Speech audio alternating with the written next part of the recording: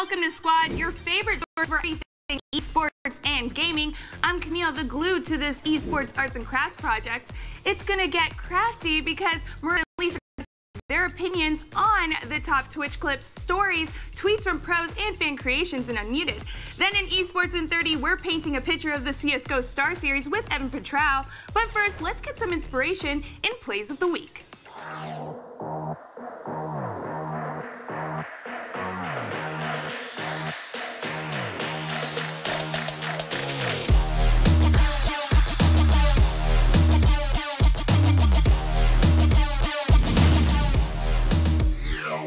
You're like the talk of social media right now. Everyone's really hyping you up. Can you kind of walk us through your journey coming into the Overwatch League? 자, 일단 오버워치 리그에 들어오신 거 너무 축하드리고요. 지난 한 달 동안 또 굉장한 한 달이 되셨다고 제가 좀 들었어요. 오버워치 리그까지 오시는 이 긴 여정을 어떻게든지 살짝 좀 설명 좀 부탁드릴게요. So first of all, I started with joining Open Division team.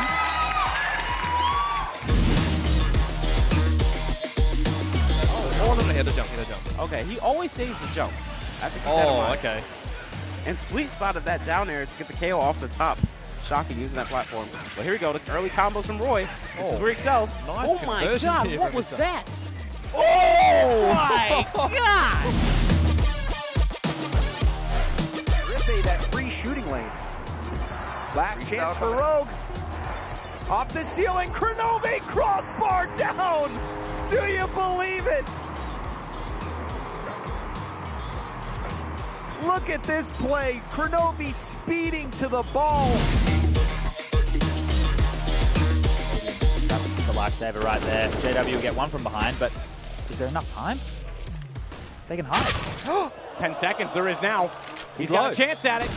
Can't find him though, he's up toward the lock. Wait, does he have an idea? He's got to check it. He's got it's JW with 2 seconds left. Doing things. Caps going towards mid. They're going to do it. 4,000 HP left on the Elder. Jankos trying to get in. Jankos steals it away, and now G2 are just going to force down mid. All of Origin needs to back away to try and but Jankos is keeping him around. He's down into the GA. Mickey there as well. They get Jankos, but who has been able to back? Nuke's got away. Cold sticking on Mickey. Keeps Patrick in the round, and there's the Nexus Towers going down. G2, they've pulled it away. They can do it, and G2 take the Nexus. Down there on a young, shooting out everybody. Rogan comes around the side with a poison trap of all things, going to be taking him down. Corey! Now, but Corey gets another one on the Envy. The bomb thrown in. Sounds I'm just trying to zone him out. Corey looking for another angle, spots him. He takes out Neko, and this could be it. Ivy gonna be eliminated. They will get back, but this is looking really rough for Magister. Oh, that's it. Okay, right. if he doesn't get touched, you know. This could actually. Oh. This is actually so scary. That's pretty good. Yeah, Larry going high. He's like, okay, I'm not gonna give you a chance to win the game right here. Oh, he botched his punish, and this is actually really bad. Is Larry gonna drop this game? Wow! Angle bird, keeping his cool. And here was on point that time. He's already in the corner. Oh no, the cross counter. Ooh, the parry of the fear from Takamura was so ready for that. And he's gonna maximize it. Oh, what a fate! What a genius moment! Ariel is gone. Got one with a nade though. Simple may have taken him down, but he found Edward instead. Sergey sitting in the pit, catches off the plant. 14 seconds, they've got to get out. Simple gets only one in return. Jumps up and somehow finds Sergey, but he hasn't found the bomb. He will now. And he goes away from default because he doesn't want to get naded. He also knows there's a flank, and he also knows he needs position. Whoa! He actually gets the first one. He's got a chance. He knows Alu's up close, and he sneaks around. Oh, that's what we like from Simple.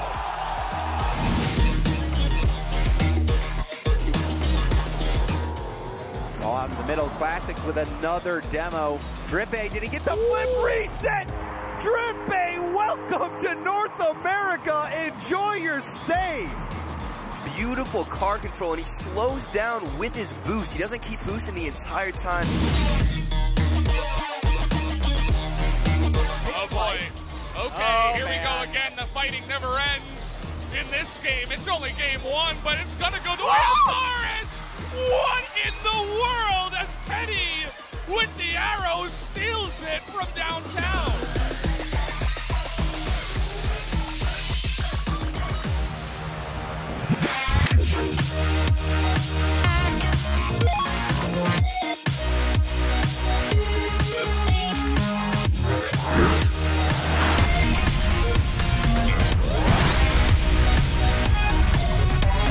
Welcome to Unmuted. We got you esports and gaming's hot topic, hot opinions, hot ladies, and a mute button to level out the playing field. I'm Marissa Patrao. And I'm Lisa Dwan. And if you have no idea who we are or what the heck we're doing, that's cool. You're new. Welcome.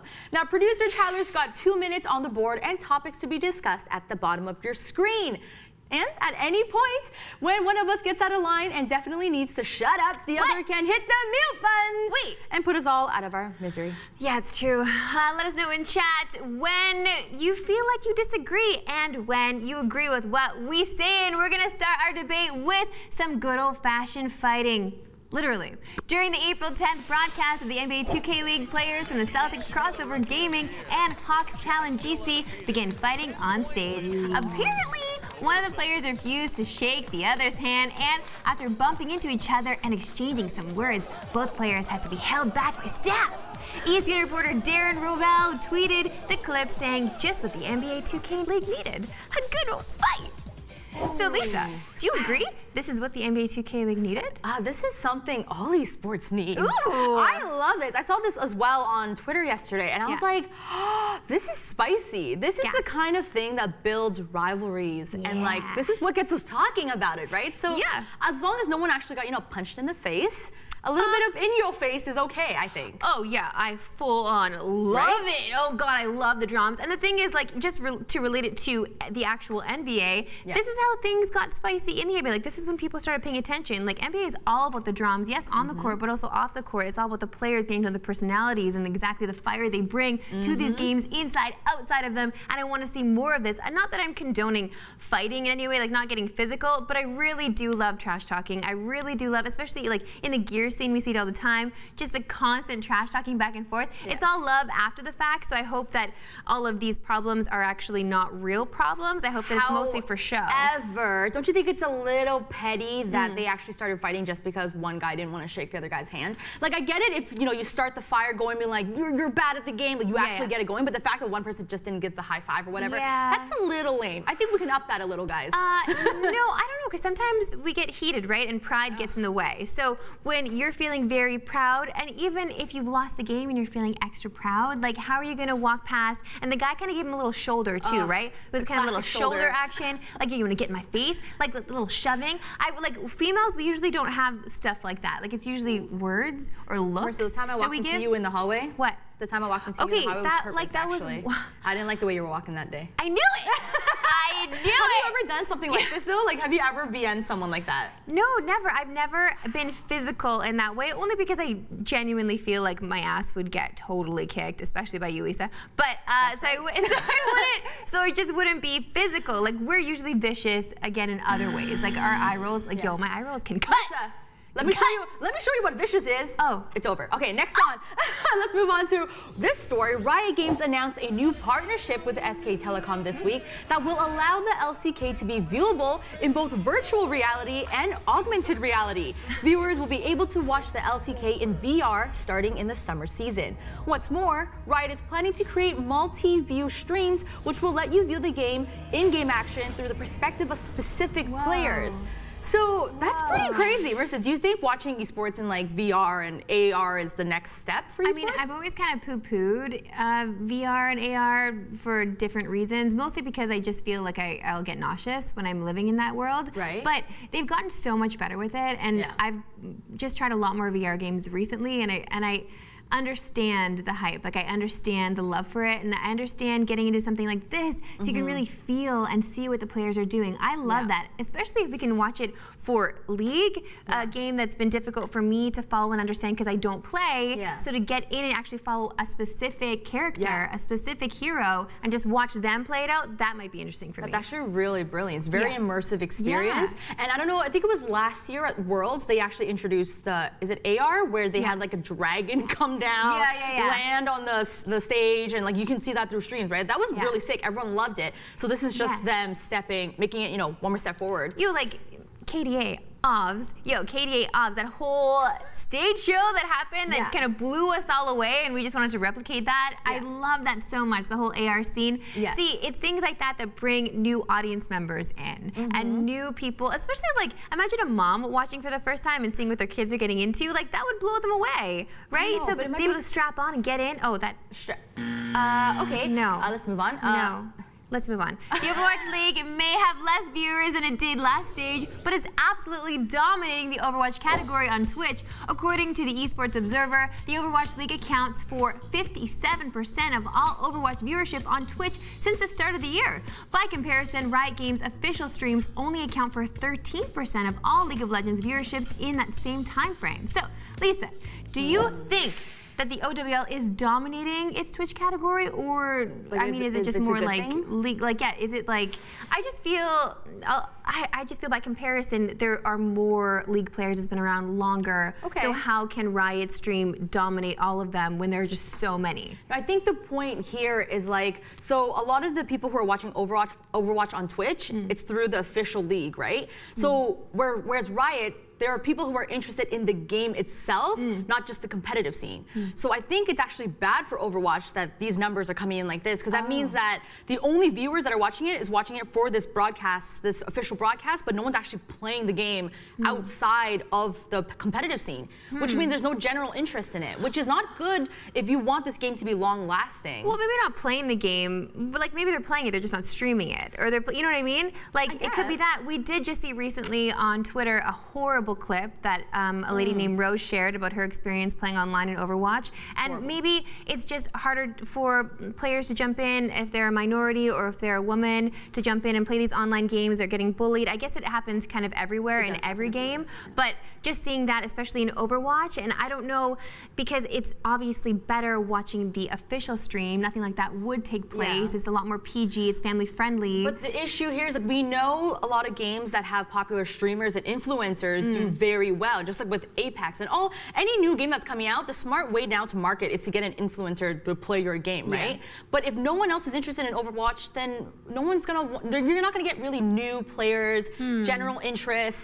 And I think that's actually not good for growth for the Overwatch League and the game itself. Yeah, it is concerning that the Overwatch League may not grow from here, because we're seeing all this money, all these dollars, all these investors coming in. I'm not going to say it, not yet anyway, but now people are expecting more people to watch, but if we've capped it off, if this is it now, if nobody's jumping in and just streaming on their own, it could be detrimental to the OWL. We just don't know where it's going to be 5 years from now. All right, guys, let us know in chat what you think. We got to move on. Let's end our debates with some spice, specifically Chipotle spice, because the fast food chain is partnering with ESL and DreamHack. Chipotle will sponsor a series of amateur competitions called the Chipotle Challenger Series in a variety of esports. But instead of winning money, competitors will receive a trophy free Chipotle for a year, and some Chipotle swag. What? So Marissa, do you think there should be more tournaments like this giving you free stuff instead of money? Yeah, I guess like there'll be a Wendy's one, there'll be a McDonald's, like they'll just have Wendy's. There'll be a Wendy's one. I can really see that one because Wendy's has been really great, especially with Reddit culture. I don't know about this no money thing, but I guess getting fed is cool too. You just gotta have a side of Chipotle. For them undies. Oh yeah, it's a South Park bit. Yeah, you just need it for your undies because Chipotle sauce, it's like a thing. I mean, listen, I do love Chipotle as much as the next person. I'm just not sure I want to spend my time, money, and energy going to a tournament or competing in a tournament where I'm only getting Chipotle cards. You're thinking too narrow. This is actually brilliant. Do you know how much money you actually spend on meals? Like, if you calculate it, this actually might be more than a lot of like FGC tournaments are offering you in terms of prize pool. Like, wait, where's Hungry Box, by the way? Oh yeah, that's so true. Yo, Hungry Box. Shout out, baby. Last time we did an interview with Hungry Box, he was literally sitting on the patio at Chipotle, birds chirping, eating a burrito. It was the best thing ever. He's gonna be at these tournaments. He's gonna be all over this. They're already obviously like you see a bunch of streamers, a bunch of influencers who have been sponsored by Chipotle. This kind of makes sense for them, of course. I just don't want a gift card to Chipotle. I want money. It's not a gift card. What? Okay, if there was a company that you would want to sponsor you for a whole year, what company would it be? Because then maybe you don't feel strongly about Chipotle, but if it's something else that you love, like I don't know what that would be. Call us up, Starbucks.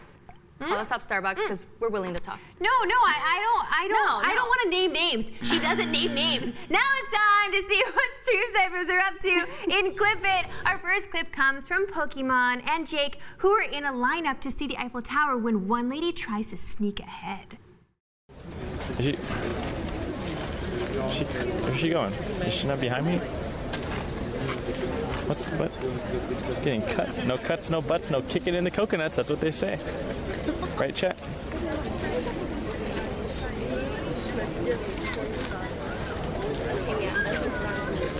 Yeah, for sure. I mean, I don't know. Does she have a priority ticket? Because she's...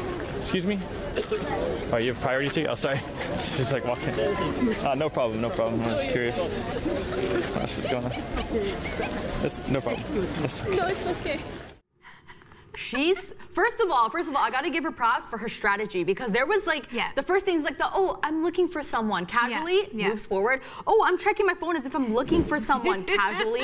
She tried. I give her props for that. But you know what? Props the fact that they called her out, because I would have done the same thing. Okay, I was gonna ask. So you obviously, if this happened to you, you would have said the same thing, right? Oh, I especially don't like the chat and cut. You know, the chat and cut where like they pretend to see somebody in line, or they actually do know somebody in line, but not just like casually. Like, oh yeah, how are you? And they kind of just like sidle their way in there.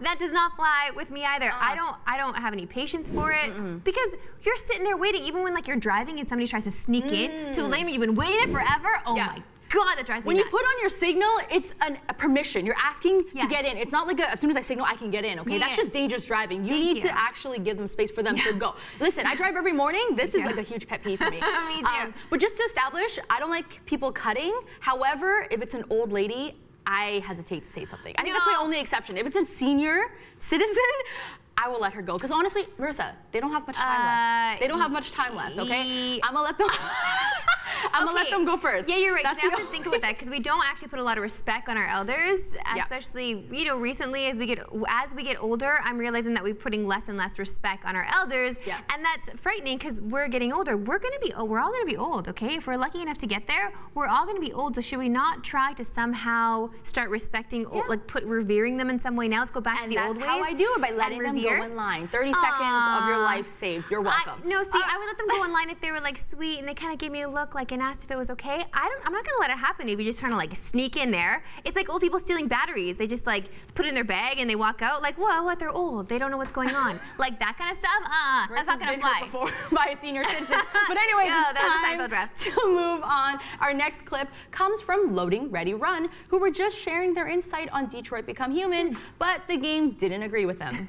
21-month resub. Oh boy, I love this totally non-political game that definitely isn't trying to be about race and has lots of thoughtful and interesting things to say about the subject matter. So far, I'm actually in agreement that it's not about race. I mean, like in a specific way. Yeah, it's way too general to be specifically about race. I think there are probably elements in it that Yeah. can be definitely read as being about race, but like, it's not about anything right It's now. well, right now it's about like Did a you know class difference. Detroit was on the Underground Railroad, a route for slaves? Okay, you just had to do it sturdy like that, didn't during you, the Game? American Civil War. First of all, was that Jennifer Lawrence and Scarlett Johansson like had a baby, and that was what came out? Because that's all I didn't know where the hell I was going. Yeah, I I'm did like, not okay, know. they've really been talking about this for a while now and exhausting the fact that it's not about race. Did you know that Detroit was on the Underground Railroad? Oh, like, okay, all right. So they're kind of bringing it back. I love that, though. I love that when, like, the medium that we're speaking of kind of, like, contradicts us. And, well, not us per se, but people that were watching. Yeah. And it kind of puts them in their place. No, I think. So wait, have you heard of this game before? Like, do you know Detroit Become Human? Yeah. I've never heard of this game. So Oh what's no, the I haven't played it. Yeah. But it's the dude from what's his face? See, now I'm gonna forget his name. Anyway, they took like real actors and they just made I don't know. I don't want to get into it, Lisa. Honestly, whatever. It is like heavy. The people that make Heavy Rain. Okay. Like that whole idea. So it's very like story driven. Okay. It does make you think. Yeah. For sure. And I love that too about Heavy Rain as well. Like it makes you think. There's just certain things in those games that really piss me off. So I try not to, just because I don't like when things get too heavy, right? Like I'm also playing a video game to escape, so I don't want to get too heavy into things. That's what movies are for, when I can sit there and cry. However, it's a great thing that there are some video games that tackle these issues, because video games at the end of the day, it's still it's still an art, right? And if there's a message that comes with it, and you can have fun but still learn something, that's actually like the place to do it. So I respect the idea of putting a deep message, whether it's political or social awareness in a game. No, you're right. But I don't know, did they do it right? I have no idea. I don't like the fact that it's a white lady telling me about the railroad. That doesn't make sense. Tell me more. To speak to other white people so they know. Oh. Yeah. Let's take a look to Twitter now to spy on the pros, and let this first one be a warning to you people. Mama's figured out Twitter and she's reading all your garbage. That's what my mom's doing. Super Smash Bros. Ultimate Pro Samsora's mama may not be on Twitter, but she's definitely watching her boy compete. He says, I like how my mom texted me this after losing and did a 180 after. Mom texts, what the hell was that? Wake up and get your head back in the game and do a loser's run. And then after his next match, Mama says, GG's, I knew you could do it. You are the best. Aww, like some of us have mamas who just only comment with constructive criticism and don't follow it up with anything kind. Tina, she's calling you out right now. What? Tina! I gotta sit up straight. That's cute though. I like how she's so invested. Yeah. But maybe texting while he's playing is a little too much. Like he's trying to concentrate here. Like the fact that she's like literally behind his shoulder. Well, not literally. Like she's watching. She's watching. Yeah, texting that's him. a little intense. Soccer mom style. Stage mom style. That's the thing. Yeah, stage moms, right? Yeah, it's the equivalent to going to a hockey game or a rec hockey game and you see like moms just yelling, especially the coaches when they just give it to them. That's just kind of helicopter parenting, and I don't like that so much. But if she helps him in some way, if he finds this useful for him, like maybe the yelling did work because he did turn it around. Like he also did a 180, so Mama did a 180 and just saluted her son. That's fine. At least she followed it up with something sweet. Fair. I have the opposite problem where my mom doesn't know what the hell I'm doing at work. So she doesn't give you negative or positive? No, it's like I don't exist. Oh my God! Yo! Mom. Apologies to our mamas today. No. Really giving it to them. To be fair, I just showed my dad and my mom the stream information, and just like yesterday, I saw my dad like the broadcast on Facebook. So like, I'm feeling the support. I'm feeling the support. I'm gonna try hard for you, Dad. Hey, what's up? That's so sweet. All right, let's move on to the next one. The general manager of the Houston Outlaws is a friggin' genius. He says, someone start a GoFundMe for competitive Overwatch subreddit, get 100 million to run an OWL team, make every decision based on upvotes, including hires, branding, and starting rosters, then turn it into a reality TV show, and hit me with the royalties. Thank you, God bless. All right, would you fund this idea? 100% I would fund this. Are you kidding me? A crowdsourced situation where we control everything, the community itself controls? Are you serious? Of course I would fund this. This is exactly what we need. Like, all of this, esports is esports because the community makes it so. So why would we let these big companies, these big orgs, these big pockets control what we do and say? I'm sorry. People on Reddit and just people in general don't know how building a team works. This is just but they would be for invested. a fire to happen. No, they would be fully invested into it because it's their money. Yeah, when it's your money, you care. But it's gonna be like the worst play ever. Like in competitive Overwatch, it's gonna be like the worst play, no synergy. It's just gonna be like a dumpster fire. No, it would not. First of all, this is not the LA Lakers. It would not be dumpster fire, okay? No, seriously, if you think about it, like what we care most about things when our investments are involved, when our money's involved, when our family's involved, when anything to do with us as a human being and the things that we hold dear are involved. So if we hold our money dear and we invest in this, whatever it is, it doesn't have to just be Overwatch. Like, it could be anything. A crowdsourced team. Are you serious? That's just I would fully watch the reality TV show. I'd be all over it. I'd be upvoting shit, down. Oh, sorry, I didn't mean to. Upvoting things, downvoting things. I'm all over it. That's Hit me just up. bad idea. Listen, our last profound thought is super important, and I hope you all share this sense of pride. Mr. Beast tweets, I pride myself in owning up to my farts. Did Brody put this in? Now the question is, Lisa, do you? Oh, this is really personal and I feel attacked. But you should have muted me. Oh, damn it! Then I just sit here and not know what to say. Okay, if we have to be TMI right now. If we have to be honest? Story. First of all, let's be honest. It depends on the context. What does that mean? It depends if I'm owning up to it or not. If I can get away with it, I'm getting away with it. Lisa! But funny story. The first time I met one of my friends in high school, we were at my house doing a project, okay? I went to like the bookshelf to grab something, bent over, and I let one rip. She looked at me, I looked at her, and I responded, oops, sorry, and then moved on. Like, I tried to play it off so cool, and that honestly has become like the best story because that's how our friendship started, right? Like, it was just so candid. I owned it, but if I can get away with it, I would. That's so embarrassing. Over gas. I kind of love that so much. How about I feel like, 100% I own up to it all the time. Not only do I own up to it, but I like pre-warn when it's coming. I let people know, let everybody in the room know. So you're an exhibitionist, you. Oh, 100%. I think that sharing is caring. Okay?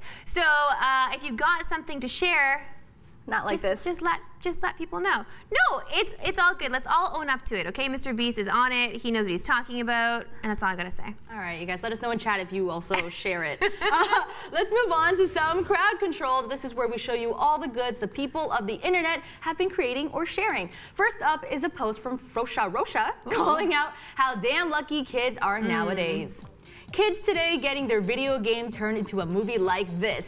Kids in my day got this. It's true. That is creepy looking. Yeah. It has a full body. Why does it have a full body? That's true. I know. We've had to wait a long time for this, for these moments. But now the movies just have to be good. That's the only thing. Like, those movies weren't good and they also weren't animated well. Like, even thinking about the original Mortal Kombat movie, like, that was okay because it surprised us and we were excited about it. But the second one that came out, oh my God, just full on trash, tier garbage. So we just need these movies to be good. They need to pay homage in the correct way, give us exactly what we want as gamers. But I think having good effects and graphics also help. Yeah, sure. But I want to know, what was maybe your favorite video game character growing up? Character? Yeah. That's it. I guess it was always Mario because that's who I lived with my Nintendo everything. Like, our N64 was everything to me. He's Italian. Yeah, maybe. Like, he's my paisan. Like, he's just out there saving the world, saving the princess, searching in castles. Did you enjoy the movie, the very first one? No. Oh. No, not at all. No, I didn't at all. But no, I just feel like any kind of character, like, I obviously loved Princess Peach. Any character that I could play that was a girl was really helpful as well because, like, you know, you're a young girl and you want something to identify with, where you could somehow be a hero and save the day. So the second Super Mario Bros. Was special to me because you can actually play as Peach. Yeah, it was a big deal. Feels okay. Now, why do you have one? Did you want to share? I had a really big thing for Sub-Zero. What? But not. Well, I guess I have a thing for Icy Man. Who knows? I don't know. I just grew up with the original Mortal Kombat. I like Sub-Zero. I just liked it. Okay. Oh my God. Don't judge me. Don't judge me. We have a post from Try to Get Famous. This is your moment, buddy. Celebrating the fact that you can now change your username on PlayStation. Totally from Xbox, whatevs. It says you've been playing as a Mad Boy 01 since 2011, and now he's changing it to Madman 01. What? He made it. He's a man. Oh, he's got man hands. It. His things dropped. He's a man now. Oh my. He's a man. He's talking to ladies like they're human beings. So nice. I love when they grow up. What was your first gamer tag? I think I've only had one gamer tag, and it was actually like for League. Oh. And I'm actually really embarrassed about this. Let's hear it. Okay, but before I tell you, I need to explain why I did it. Okay. I was inspired by pro player Wild Turtle, okay? I thought the thing to do was just grab an animal, grab an adjective, and then just put it together. That makes so sense. I became Shrieking Fox. It's suitable, isn't it? It actually kind of fits me. You know what? Actually, right? Yeah. But you know what the bad thing is? Shrieking is actually not an easy word to spell. I kind of mess up the I and E all the time, so I should have thought that through. But I did not think that through. I prefer E except after C, Lisa. You know the rules. You know them's rules. Whatever. How about you? I've always just been Emrob. See, that's lack of creativity right there. It totally is. If you can change it now, well, you could change it now. What would you change it to? Okay, I like your whole idea of taking an animal and putting it a word.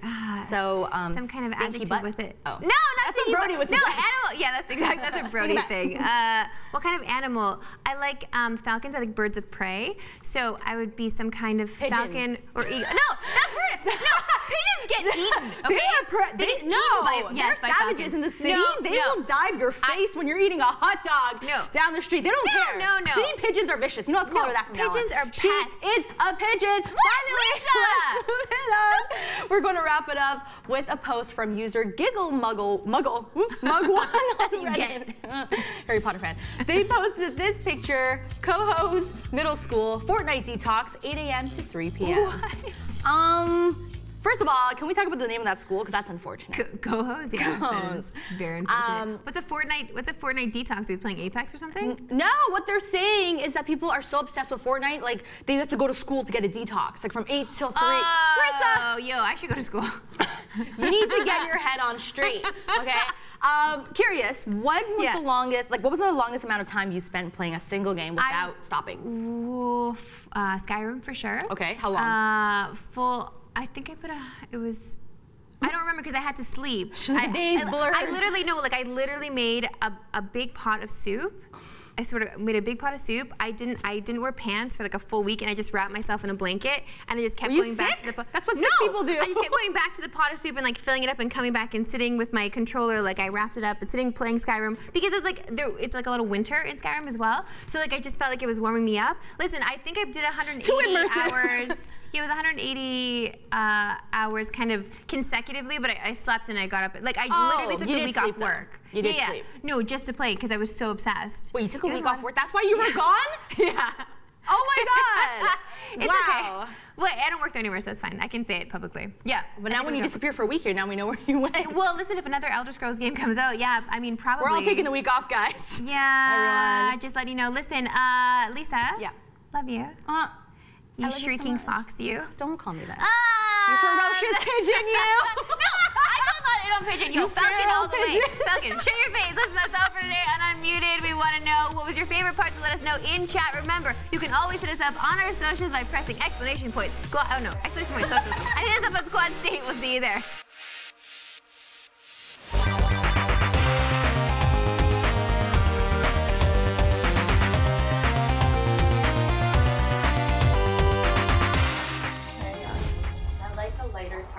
He's so focused. Yeah, he is. But it's like, oh, everyone's just running on that field. You see on your left there, yeah. Goodbye, my prince. Oh, where'd he go? Oh, get wrecked. Oh, but that, I can, nice. Yo, is he shooting while he's down? Oh! Teammate! No! Oh my gosh! Seconds. Brutal. Oh my god. I thought you had it. One more. I can't hear. That's why. No. He dropped behind me. No, if we have one more, Mom in the corner is gonna burst the blood vessel. So yeah, that's true. Dinner time. Flex. You never know what's gonna go down in the green room, and you don't want to miss it because if you clip it, that clip could end up right here. If you caught today's green room, let us know what your favorite moment was on our socials. In a bit, we're looking at CSGO with Zurich and Marissa in Esports in 30. But first, why don't I just get you caught up on everything you need to know in Reported.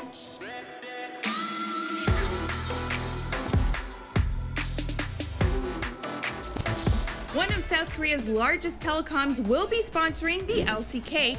bringing a lot of new features to it in the process. SK Telecom has reached a deal with Riot Games Korea that will see the company sponsor the LCK until 2020. The deal means that SKT will receive the rights to broadcast the league on its video service, Oksusu, starting tomorrow. It also means that SKT will develop technology that will allow viewers to watch LCK games in VR and AR starting in the summer split. Other additions include the ability to stream games through the perspective of a player, virtual fan meetups, and a new replay system. Considering SKT also owns the LCK team SK Telecom T1, it's safe to say that the company's domination of Korean League of Legends is almost complete. Moving over to Counter-Strike, ESL has finally found a replacement for Rogue in ESL Pro League Americas, and it's none other than Luminosity Gaming. The Brazilian team was chosen because of how stable its roster has been over the past few months. Luminosity was also chosen because of the fact it was the strongest American-based team that wasn't already competing in the league. And ESL is definitely looking for stable teams after what happened to Rogue. The org disbanded its CSGO division because it didn't want to rebuild the roster for a third time in 6 months. We'll see if Luminosity's stability translates into victory when its matches begin on April 19th. In other CSGO news, we may have only recently lost cash in the active duty map pool, but its rework is almost complete. CSGO map designer FMP1 has been teasing fans of the changes via his Twitter account and recently posted an image showing that he's completed most of the map. He only has roughly 3 areas left to finish, which includes the spawn point for T-side. While this is great news for everyone who is missing the fan favorite map, the release date is still up in the air. FMP1 has been working on the remake since last July, which means we're still a few months out from seeing its return. Just look on the bright side. When the cache rework does come out, you too can have fun playing poorly because every strategy you used to know no longer works.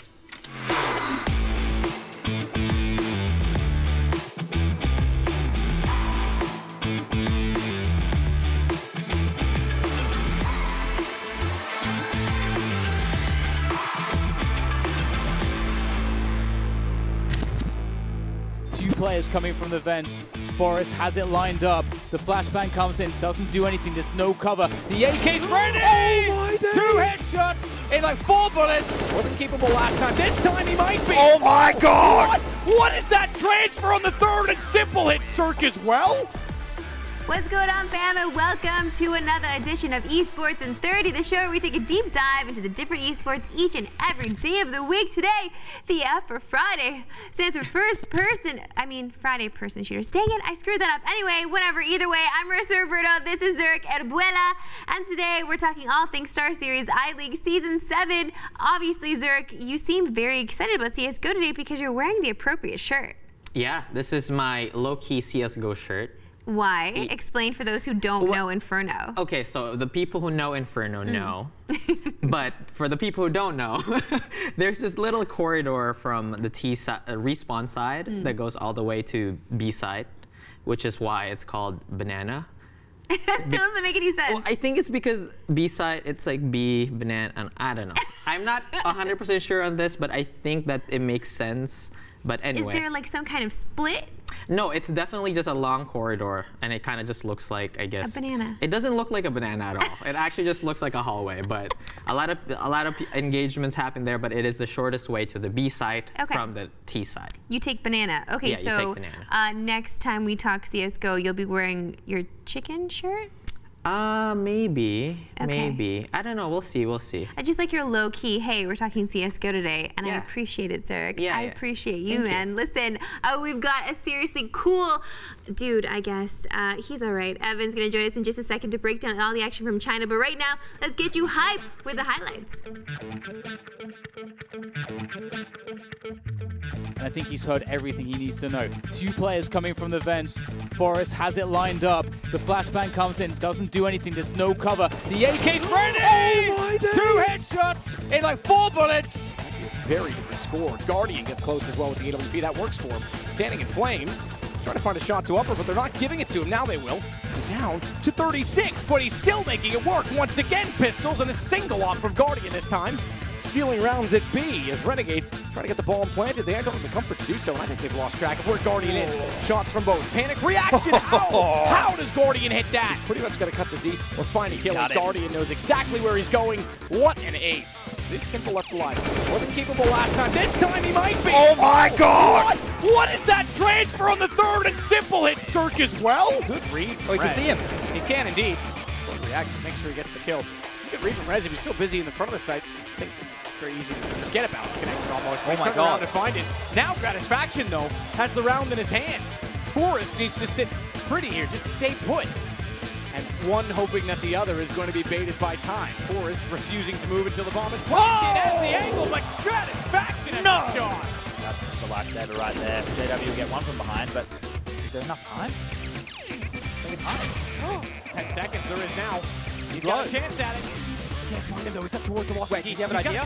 He's got a HBJW with 2 seconds left. He gets toward the hitch, but he's still not safe, and he doesn't know which way to look first. Alu has a chance to surprise, to strike, but it's an AWP. And he has to time that with his teammate, who's gone down, and now he knows. Now he knows where Alu is, surely. That he's going to be coming from around CT. Did he spot the shoulder? He saw it. Doesn't matter. He's got away from the bomb. I think he might have. Oh my God! What is that movement? What is that movement? But it costs him. All he had to do was play cover. He got to the open instead, and Alu wins the round for Eds. Sergey sitting in the pit, catches off the plant. 14 seconds, they've got to get out. Simple gets only one in return. Jumps up and somehow finds Sergey, but he hasn't found the bomb. He will now. And he goes away from default because he doesn't want to get naded. He also knows there's a flank, and he also knows he needs position. Whoa! He actually gets the first one. He's got a chance. He knows Alu's up close, and he sneaks around. Oh, that's what we like from Simple. There's an M4 down below. He knows now they're behind Quad. He's jumped across. Finds one. He's got the pistol. He's got the pistol. He's low. Breezy's low, and he's got the angle. Does he have the time? No, kid. He's got it. Unbelievable. Flamey holds and drops. He has to commit to jumping out, but Flamey might give himself up. No, he hasn't. He stood wide. Flamey gets the ball. Electronic leads them to the trophy. Simple led them there with him. Na'Vi are your champions in Shanghai. Trust me, that highlight pack could have included a lot more Simple. I mean, as per usual. Listen, don't take my word for it though. We gotta talk to, well, our main man about esports. We love him so much. Please welcome to the show our friend Evan Patrao. What's up, bud? Hey, thanks for having me again, guys. It's great to be on the show once again. Oh my gosh, of course. We're so happy to have you. Yeah. We love you. We love this guy. I guess for people just meeting you for the first time, tell us a little about yourself. Where are you at right now? Right now, I just made the trip down from Toronto about 6 months ago to lovely LA, where I'm just doing some work behind the scenes for Immortals Team MIBR, as well as doing a little bit of casting on the side. I'll be doing EPL Pro League, actually, coming up this weekend. That will be my start of 2 weeks doing EPL, so things are going well down here in LA for me. Dang, I know, just so much stuff and so much CS. My God, there's just always something going on. So can you talk about StarLadder, for people that don't live in the CSGO world as much, can you talk about it as like where it sits in the grand scheme of things when it comes to CS tournaments? Of course. I mean, StarLadder isn't really a major, as we all know. It's still a premier tournament, 250K going to the first place team. It's still going to have great teams from all over the world attending it.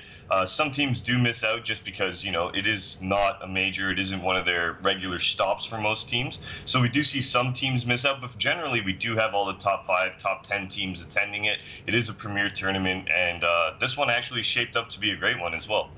We have to start with the top, obviously. Oh, yeah. We got to start from the top. Na'Vi, around this time, they also won the China StarLadder last year, right? Yeah. But yeah, Simple pretty much just dominated. Like, I don't even know what that level of CSGO was. But it just seems like standard for Simple. Like, he just has to come in and dominate every time. Yeah, but I want to know your thoughts about how this team played. Obviously, Astralis missed out on this team, so Na'Vi is, you know, the top dog. What are your thoughts?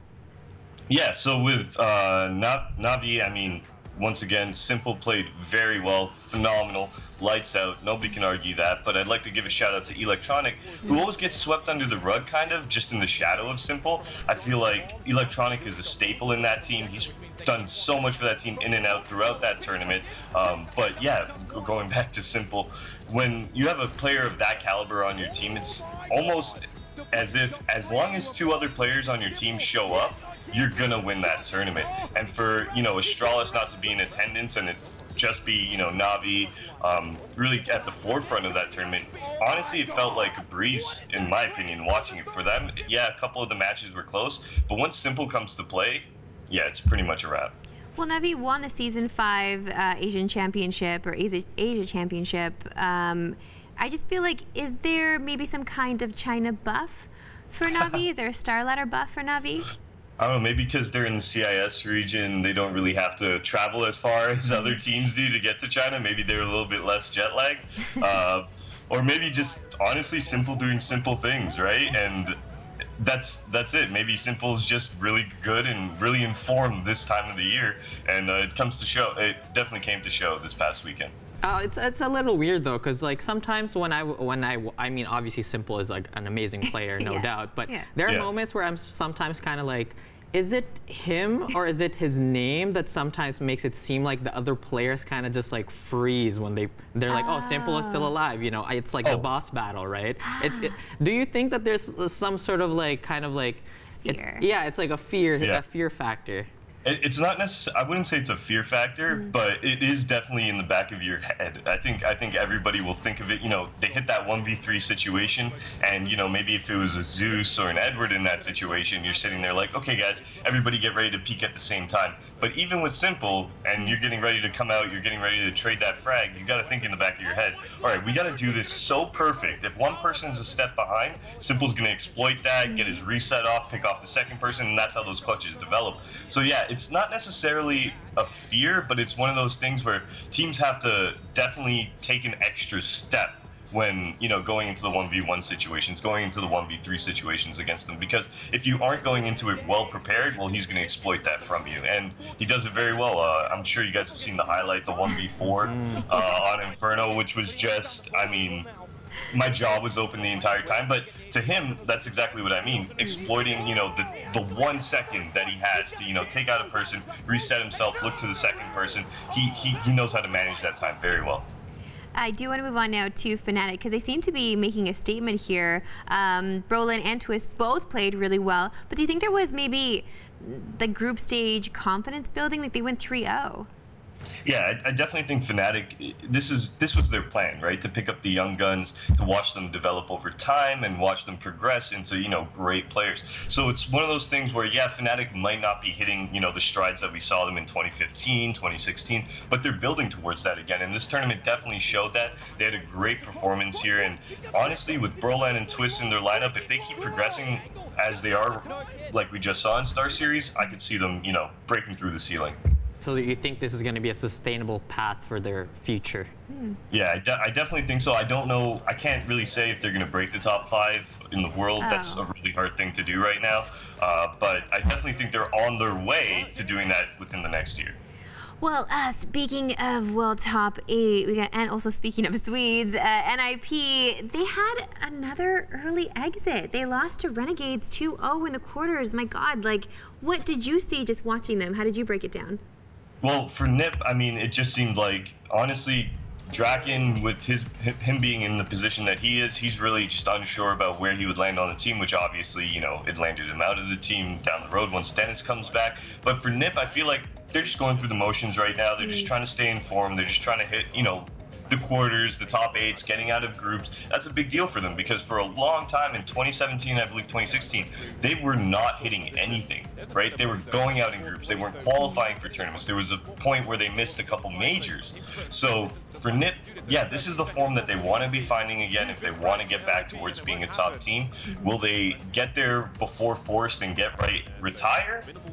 I don't know about that one, but I definitely think that, you know, they're where they should be, considering the team that they have in front of them right now. Force, Get Right, yeah, they play well, they do phenomenal at times, but at this level of Counter-Strike and the way Counter-Strike is now, they need to be at, you know, 120% all the time to even come close to competing with Astralis, and unfortunately they're just not able to do that anymore, and I think that's what's really holding back Nip at this point.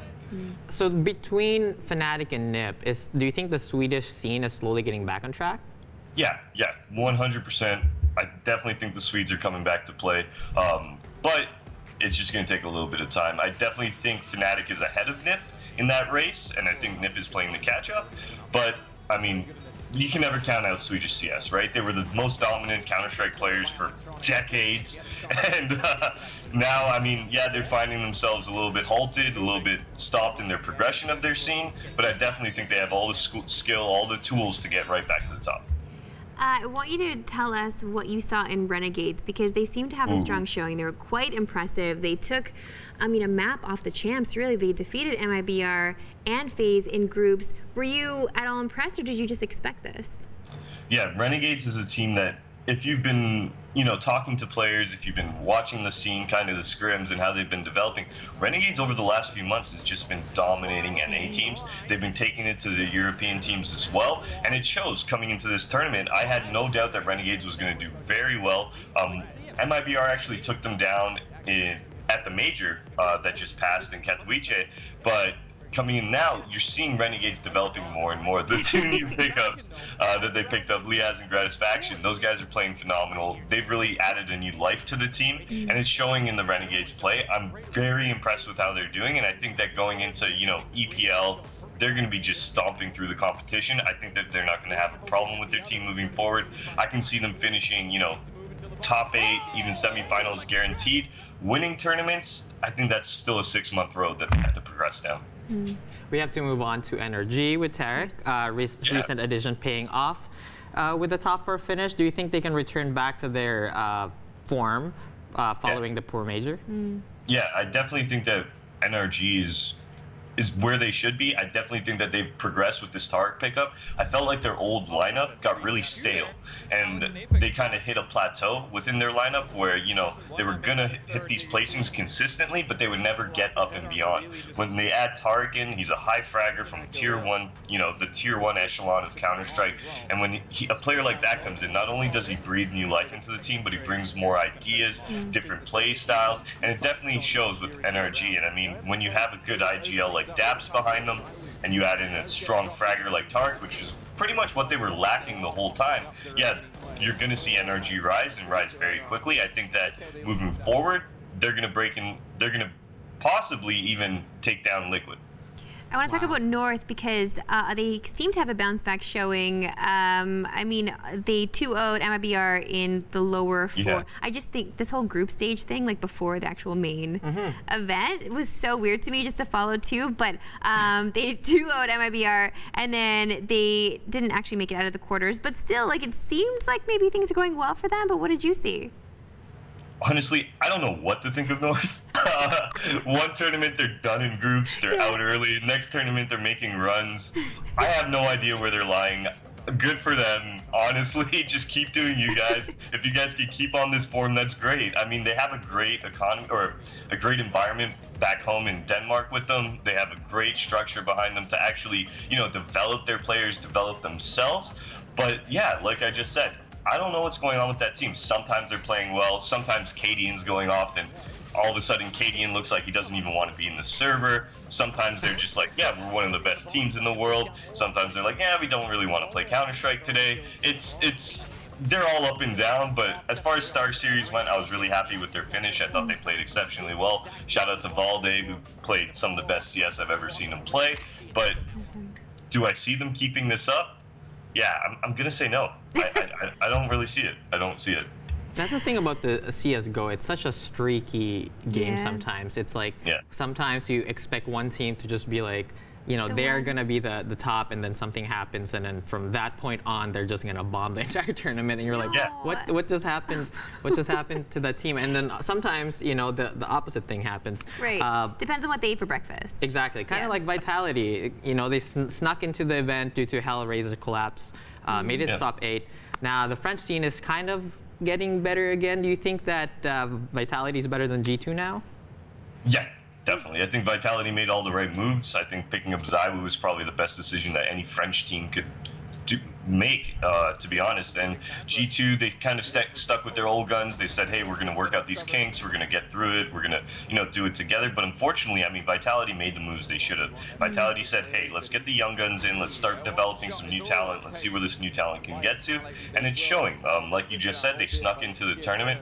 played very well throughout the tournament. Yeah, of course they didn't finish where I'm sure they expected to, but with the new lineup, with a new player like Zywoo, I think they're doing very well. I think they've definitely cemented themselves as the best French team, but they've still got a long way to go. We need to talk about the flops, the misses, the fails. I did already mention MIBR because they were knocked out by North. And then FaZe, like, I mean, they both kind of failed. They did fail to escape the group stage. What the heck happened? So I think MIBR's had a lot of pressure on their shoulders over the last, 4 months since the Brazilian lineup got back together. I don't know why I quoted Brazilian lineup. Yeah, Evan, it's real. It's not real. But since the Brazilian lineup got back together, there's been a lot of pressure on them essentially, and I think that it's kind of weighing down on them when you end up thinking you have to win, the fans want you to win. This is what you guys came back for. Second place isn't good enough. You need to be taken first. And then you start going to these tournaments, and yeah, the major was really good for them, but everything else that progressed after was very, very rough losses. Losing to Wendigo, going into the Blast in Sao Paulo and not even catching a win there. At this point for MIBR, they just need to, take some time, relax, take that pressure off their shoulders, come back, and I think it's going to be good now that, we have Blast Miami, and then they're going to be in LA because we have EPL coming up, right? Yeah, So they're attending EPL. It's going to be less travel for them, more time for them to relax, more time for them to focus up, and I think MIBR will turn it around, definitely.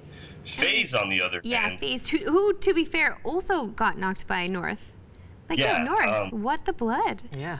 Hey, North does things sometimes, and we just but FaZe, looking at FaZe, I just think that it's a team that had their run.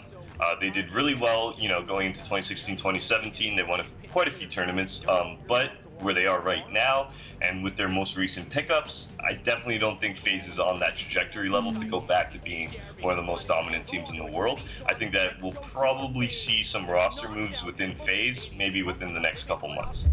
Don't quote me on it, but that's just my speculation. Evan, I'm putting it on a t-shirt. What are you talking about?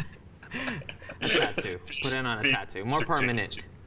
Yeah, there it is. All right, we got to move on to my favorite topic, the meta. And all of ours. Yeah, so the new loss round bonus finally settled in this tournament. What do you think is the impact is? Like, did it change the pace of the game? Is it pretty much the same? Golden had a really good quote from Cloud9. I was talking to him about it. I was like, what do you think about the new money? What do you think about it? He's like, listen, man, I don't know what's going on, but I have money. I can buy guns all the time, so I'm happy, and this is the way I like Counter-Strike. And that's pretty much what it is. When you're watching it, you're seeing a lot more dollar value put into the pockets of players, and that's allowing them to buy up pistols, buy up the armor, buy up the utility to really get in there and just make something happen almost every round. We still have save rounds. People start to think that, now that this money's changed, there's no save rounds anymore, but teams still do save. It's just the build-up at a certain point. Once you hit that point, I think 6-7 rounds, you're just literally set on money for the rest of the half, and that allows you to stay more involved. You win a round, you lose a round, you don't get reset, and you're allowed to just buy right back and basically stay in the game, whereas in other games, you win, you lose, you reset. That's pretty much your half at that point. So I definitely like the new meta. I definitely like the new economy. I think it makes for more exciting CS. I think it makes for a better spectator CS. And I really have no problem with it. Cheers to you, Valve. I mean, well, you're cheersing Valve. Simple, I had words on Twitter, too, for people that were salting on Valve, especially with Vertigo coming into the map pool and Catch going out. I don't know how to feel about that, because I feel like Simple was definitely right. It's like, yo, Valve can do whatever they want. It's up to you as a professional to adapt. Do you agree with him, and do you like this change in the maps?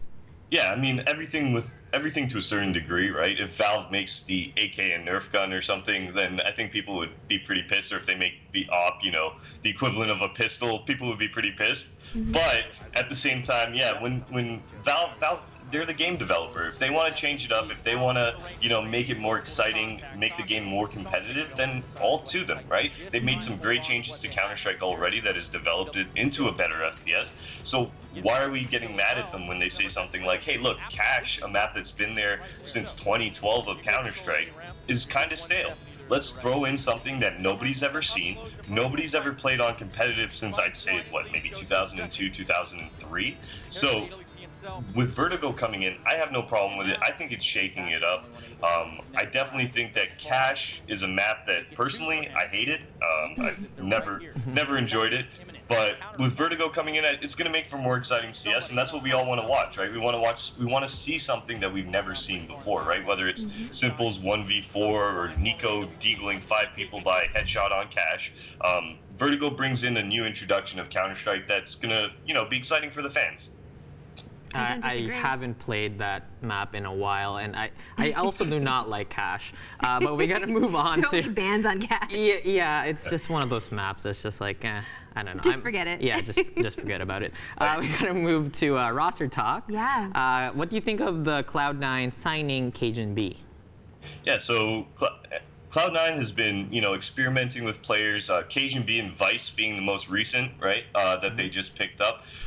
Cajun B being, the Danish star coming over, and I think that's a great pickup for them. I can't really argue with Cajun B coming into the lineup. He's a strong player, stronger than most of the players that Cloud9 has been trying out. So I definitely think this is an upturn for them, and they signed him with a guy named Vice, who's been on Rogue for quite a while. And I feel like they finally kind of got it together. I think they've put together a team that can do some damage. Only time will tell.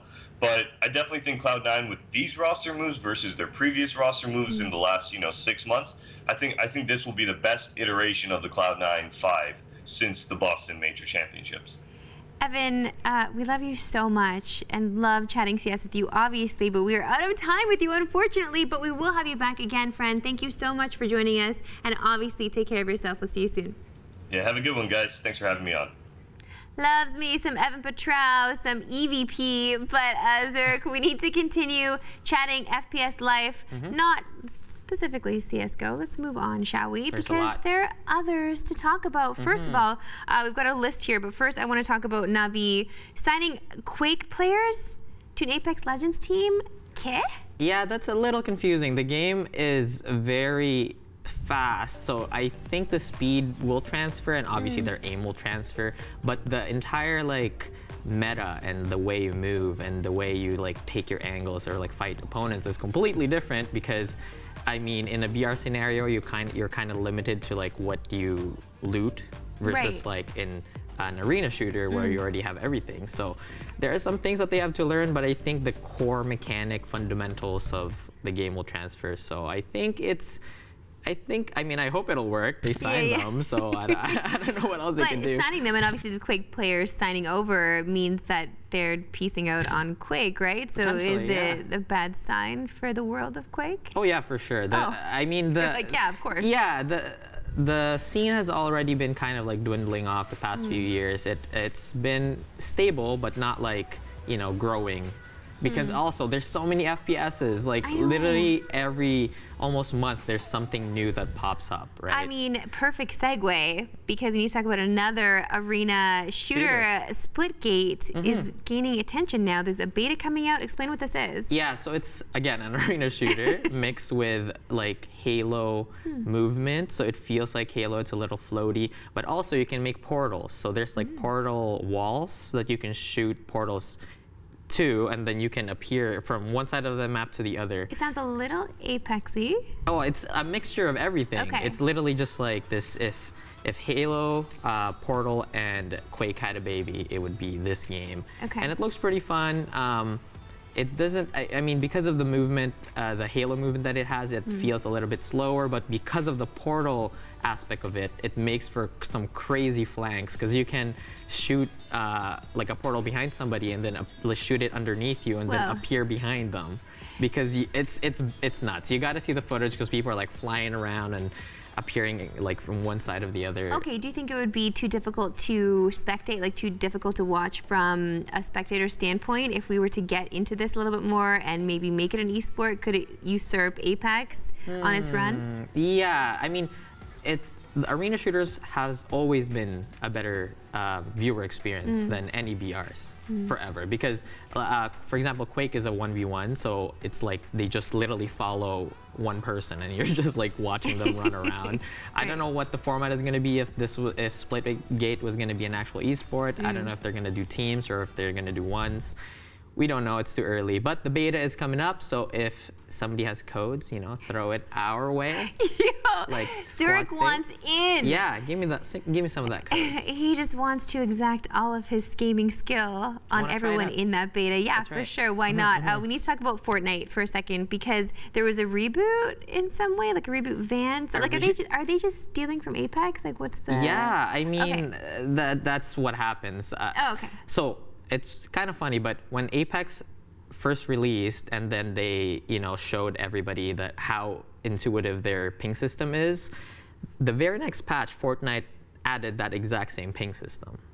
So I mean, now everybody was really liking the respawn feature in Apex, and here we are with Fortnite and having a reboot van. Well, they call it reboot van, I'm assuming because Respawn is the company also that made Apex, so there's probably, they can't just call it Respawn. Yeah. Okay, so what? So they're like ripping, but calling to their rip, but like not really acknowledging that it's a rip. I mean, that is gonna be it. Like, BR in itself was already a rip from something, right? It's just gonna be this long line of people copying each other and then seeing a functionality that's like, oh, this is amazing. Like, we should add this to our game. And since they can't really copyright these things, people will just keep adding it into their game. So what you're saying is say a little prayer for H1Z1, or sorry, what is it now? BR. What is it? H1BR? I don't even know. They rebranded. The H1Z1. Yeah, but because it's not H1Z1 anymore. It's Z1BR, I think. Yeah, but again, that's too old now at this point. Like we're always, everything is, it's like a fad. It's like Apex was, Fortnite was as well, but I feel like these two games has really like pioneered the path for, I mean, PUBG too, obviously. Definitely. But in terms of different things that now BRs from here on out has to like be that good. Otherwise, no one's gonna play them anymore. So if this new H1Z1 game is not gonna be up to par with the three titles I just mentioned. Yeah. We've yet to see a BR though really take the cake, like the top tier of the cake, be king of kings in the world of esports. So I think until that happens, then we can say like which one truly is king, right? Like if it thrives in esports, then it really has legs. Like it really will have longevity versus never knowing where it's going to go next and just following a fad. So we will continue to follow the fads, of course, here every Friday. You can join us. We'll talk this FPS life, but it's all the time we have for now. Don't be sad, of course. We'll be back on Monday with Matt and Lisa taking you through all the LEC and LCS finals in League of Legends. And a final thank you to Evan. Thank you for joining us. Thank you, Zurich, for joining me here at the Banana Shirt. Check us on our socials at Squad State. We'll see you next time. I'm so glad we didn't see any sad Evans in Esports at 30 because when you see it in real life, it just tugs on the heartstrings. Remember, we're back here on Monday starting at 1 p.m. Eastern with gameplay live from the green room. I heard it's going to be a really scary one, so producer Tyler, I may be calling in sick. I'm sorry, I don't want to get scared. Then again on Monday at 8 o'clock p.m. Eastern, we have more Unmuted and in Esports in 30. We're talking League. Till then, you can tune into our socials at Squad State and our YouTube channel for all the vibes in case you missed anything. Thank you guys so much for watching. Have an amazing weekend, and we'll see you Monday.